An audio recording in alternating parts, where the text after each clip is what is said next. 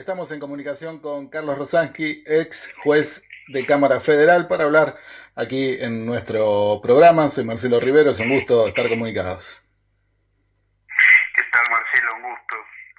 Bueno, en primer lugar, el Senado rechazó el traslado de Bruglia, Bertuzzi y Castelli, ¿no? Jueces puestos a dedo durante el macrismo, y también lo reafirmó mediante un decreto al presidente de la Nación, que deben volver a sus juzgados originales, ¿no? La pregunta para empezar es, ¿volverán o seguirán atornillados a un cargo que ya no pueden ocupar? No, van a volver, de eso no hay ninguna duda. Lo que pasa es que también hay que analizar qué tipo de tolerancia hay que tener con estos personajes, ¿no? Claro.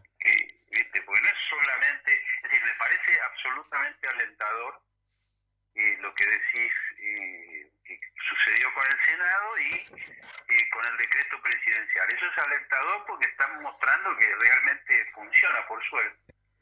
Y lo que pasa es que a mí me parece que hay que hacer más. Es decir, es muy bueno eso, es una señal de salud institucional, pero estos personajes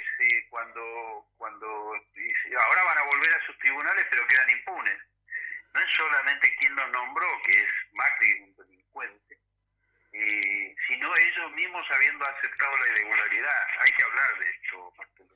Claro, y fueron citados, digamos, ¿no? por el Congreso, y tampoco quisieron ir. O sea, no estaban en ninguna legalidad, por decirlo, ¿no? No, al contrario, porque eso solo es motivo de juicio político. Eso es motivo de juicio Claro. político, sin ningún tipo de duda. Lo que pasa es que, bueno, esto pone a prueba a las instituciones como siempre, ¿no? En los momentos difíciles, ahí las instituciones tienen que mostrar la salud que tienen o no. Bueno, hace algunas semanas el Senado aprobó el proyecto de reforma judicial. Falta que se apruebe en diputados para que se convierta en ley. Y bueno, desde el oficialismo afirman que se trata de un puntapié inicial, ¿no? Que debería ser una reforma más amplia. Esto debería ser así, ¿no?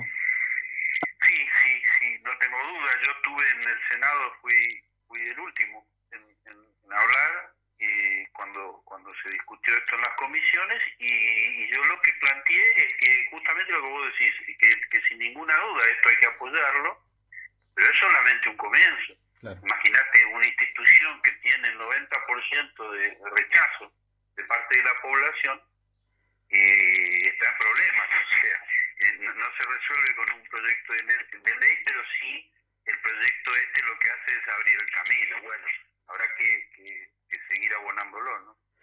Eh, para aclarar un poco para la audiencia, digamos, ¿cuáles son esos puntos principales en esta reforma, ¿no? Porque se habla de una reforma judicial, pero en sí es parte de una reforma, digamos, del judicial federal, no es de toda la justicia. No, sin duda, y además yo no la llamaría tampoco reforma, es un proyecto de ley para modificar algunos aspectos, aumenta la cantidad de juzgados, lo cual es bueno, y por eso lo rechazan también, porque el aumento de juzgados significa que van a designar jueces en un contexto sociopolítico distinto, que es el actual, no con los delincuentes que gobernaban esos 4 años. Por lo tanto, los que van a ser designados obviamente van a ser gente confiable y decente. Este es el problema de quienes se oponen. Juntos por el Cambio les cuesta mucho admitir o tolerar una modificación judicial que traiga jueces decentes, que es lo peor que le puede pasar a ellos, don Marcelo. Es que perdería, digamos, Comodoro Pi un poco de poder, que es donde ellos tienen, ¿no?, sus contactos como para evitar, bueno, algunas demandas que se vienen haciendo por estos meses desde que se cambió de gobierno y a futuro. Claro, lo que pasa es que es algo similar a lo que hablábamos de Bertuzzi, Bruglia y Castelli, en el sentido de que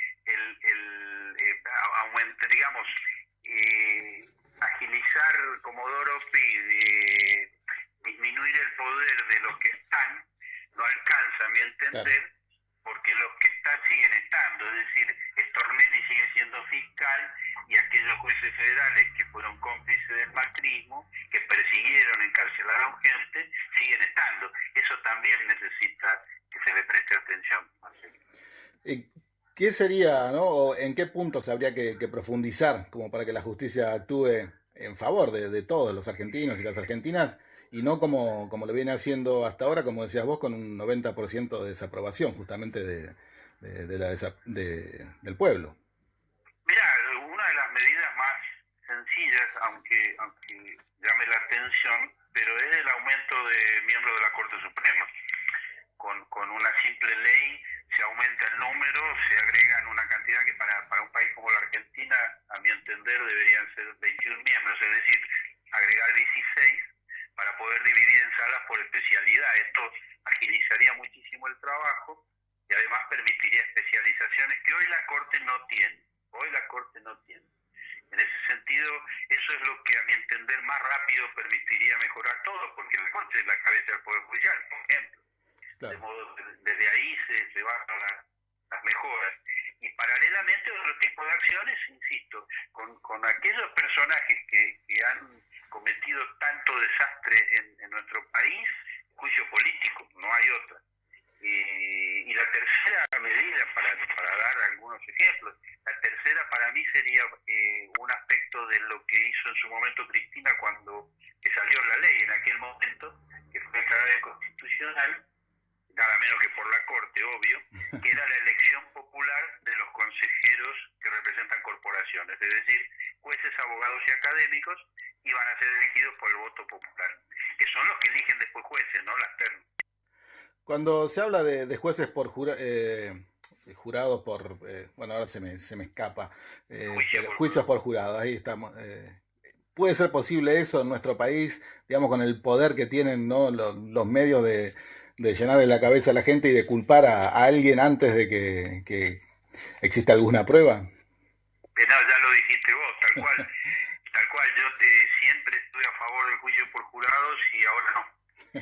Es decir, no, totalmente. Mira, primero por la manipulación que vos estás diciendo, pero además, vos no te olvides, primero que eso sale de la Constitución de 1853, o sea que es claro, una manda constitucional. Pero esto que planteas de la manipulación es gravísimo.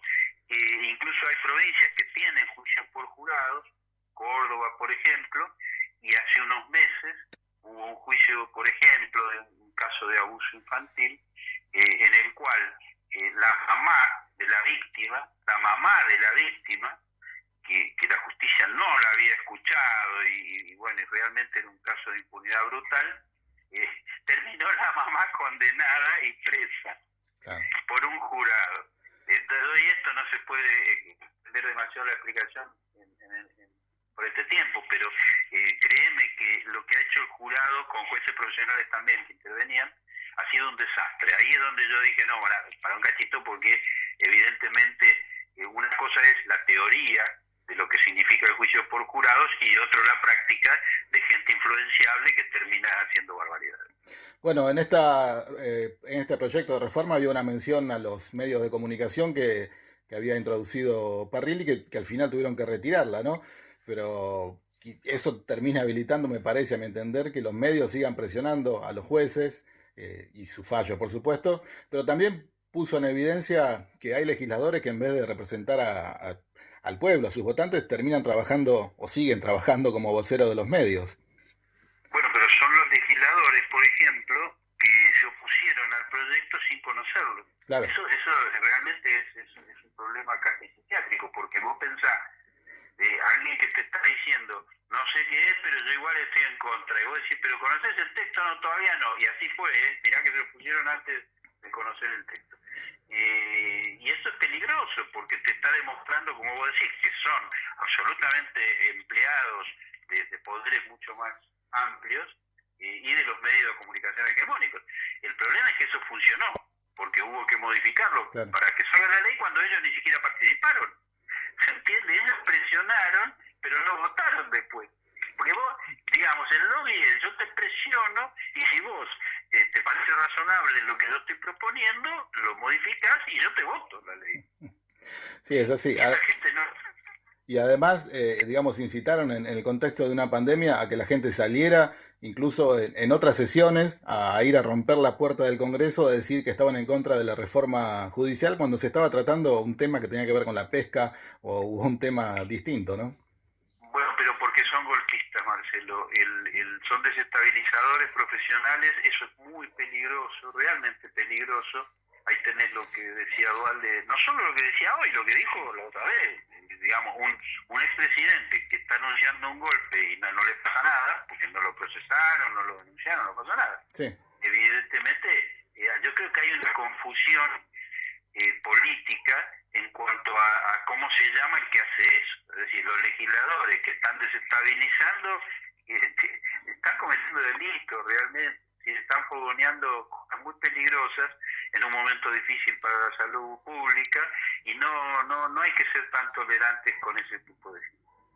Bueno, hablando de Dualde, como mencionabas, que me parece que fue lo que abrió, digamos, lo que terminó siendo ese reclamo que pudo haber sido justo, ¿no? De la policía en lo salarial, me refiero, pero no en las formas, ¿no? Rodeando la residencia del gobernador y después la Quinta de Olivos, armados, tocando el bombo, revoleando banderas. ¿Cómo viste eso?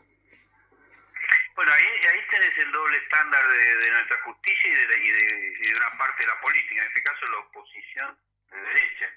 Esa es la doble vara, ese es el doble estándar técnicamente hablando.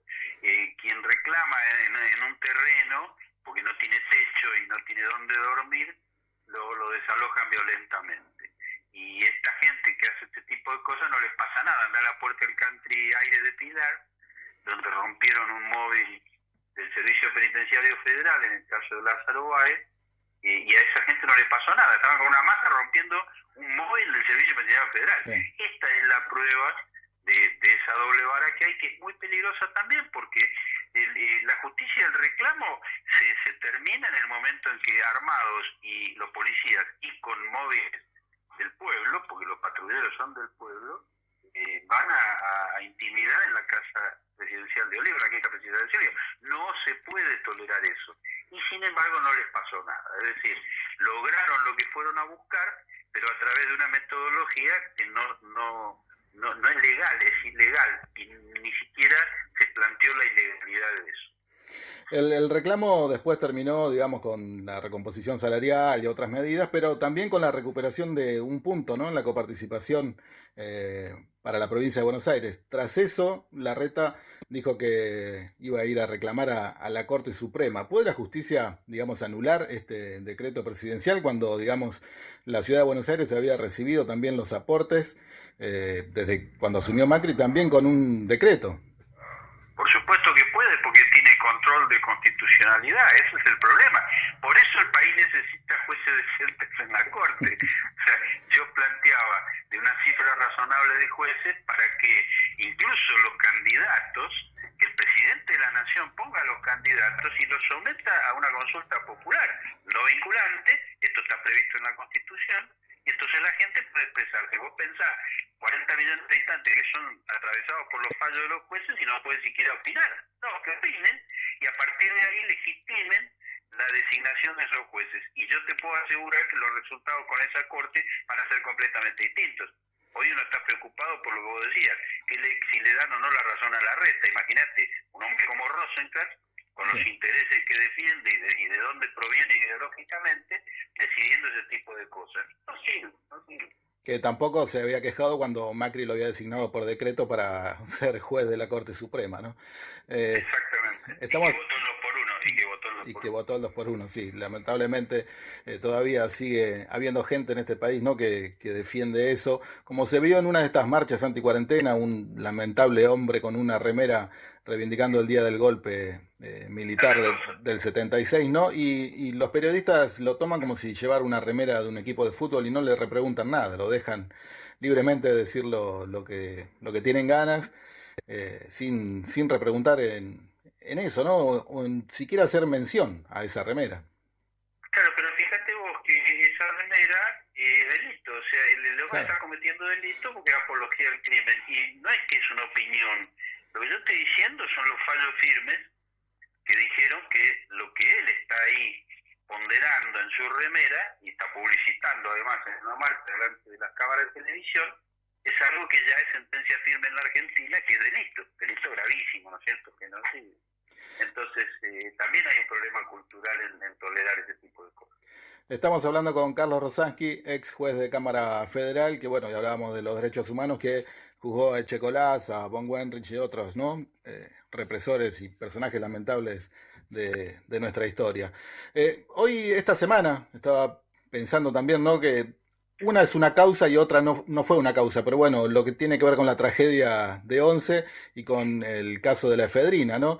Que el Motorman reconoció haber desconectado el freno de hombre muerto y Clarín reconoció que Aníbal Fernández no era la Morsa, que nunca había sido, porque no estaba en ninguna causa, pero bueno, desde los medios ya lo habían juzgado de esa manera y consiguieron de esa forma que ganara Vidal y ganara Macri en la presidencia en 2015.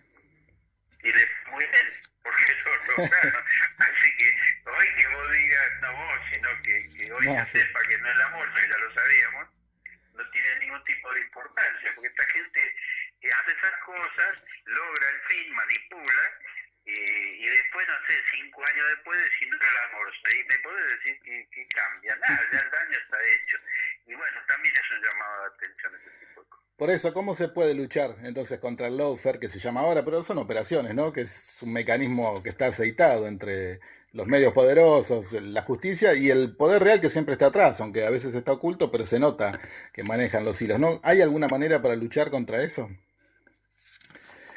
Es difícil, vos pensás que Clarín y La Nación se han quedado con crímenes, estamos hablando de secuestro, tortura, desaparición y muerte, se quedaron con papel prensa, Marcelo.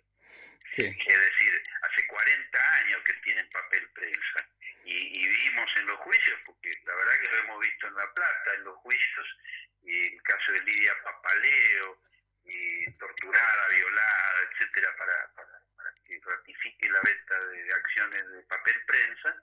Y al día de hoy seguimos conversando y estos medios no solo siguen fogoneando y creando opinión, sino que además siguen disfrutando de las ganancias de papel prensa de 40 años para generar esa opinión. Entonces, evidentemente hay algo que no está caminando. Y son decisiones políticas, La ley de medios y ver realmente qué es lo que se debe hacer para que esta gente no siga informando mal, por ejemplo, porque es delito. Y bueno, habrá que ver qué decisiones se toman en el futuro.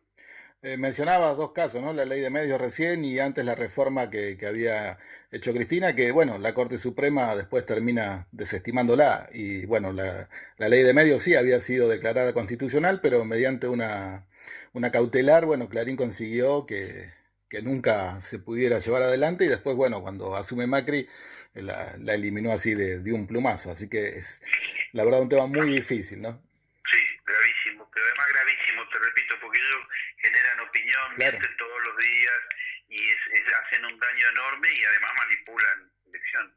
Y consiguen, instalando ese discurso del odio, que gente vaya a quemar barbijos, ¿no? Que en todo caso, si estás en contra, no lo uses, pero no lo quemes. Pero No, no, por llegan supuesto, a ese punto, ¿no? Bueno, absolutamente. Carlos, muchísimas gracias. Seguimos en contacto en algún otro momento. Y un agradecimiento de vuelta por estos minutos aquí en la hora naval. No, al contrario, yo te agradezco y te mando un abrazo, Marcelo. Un abrazo grande. Hasta luego.